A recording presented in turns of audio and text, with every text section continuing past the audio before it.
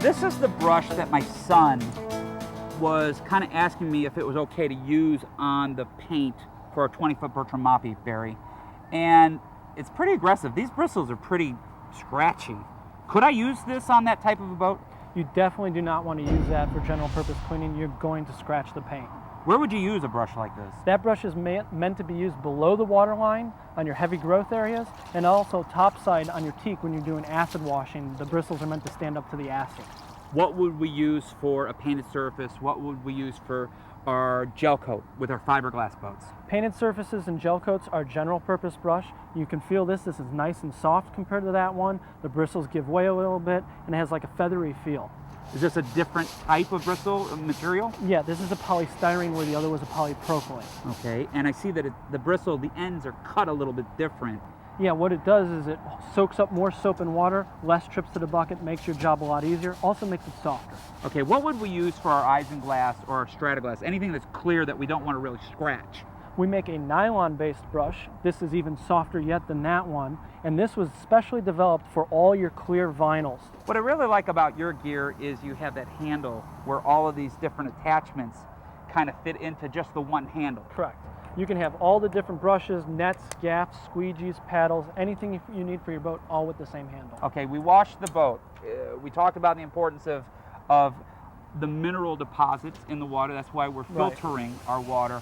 But what do we use in order to really discard all the water off the boat so it just looks, you know, it's shining like a star?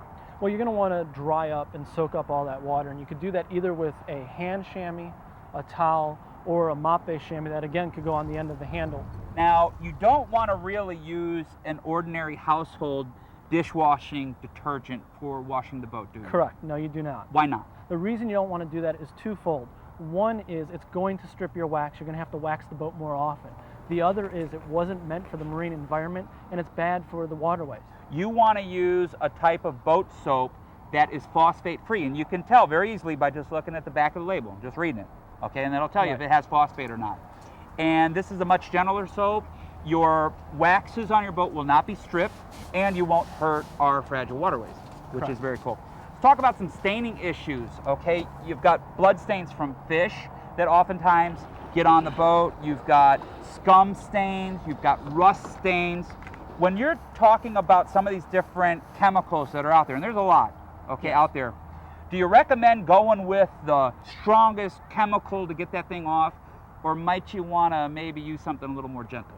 You want to start at the gentle end of the spectrum. In fact, just start with your boat soap and clean the boat. Anything that's left, let's spot clean and work our way up the aggressive scale. Because you don't want to just jump the gun and go right to the end, because you may be using something a lot stronger than you need and cause damage to the boat for no reason. Sure, and a lot of stains will get removed with the use of an acid, but some of these acids, especially like if it's a hydrochloric acid or a muriatic acid, if you leave that on the surface of your boat for too long without rinsing it or diluting it with fresh water, or like down into a drain, and you don't dilute it, it could possibly eat through a hose or something like that. Again, it's acid, folks, okay? Could cause problems. Wear the heavy-duty gloves when you're working with that. Wear the safety equipment for your eyes, okay? Protect yourself. Good advice. Hey, right now, we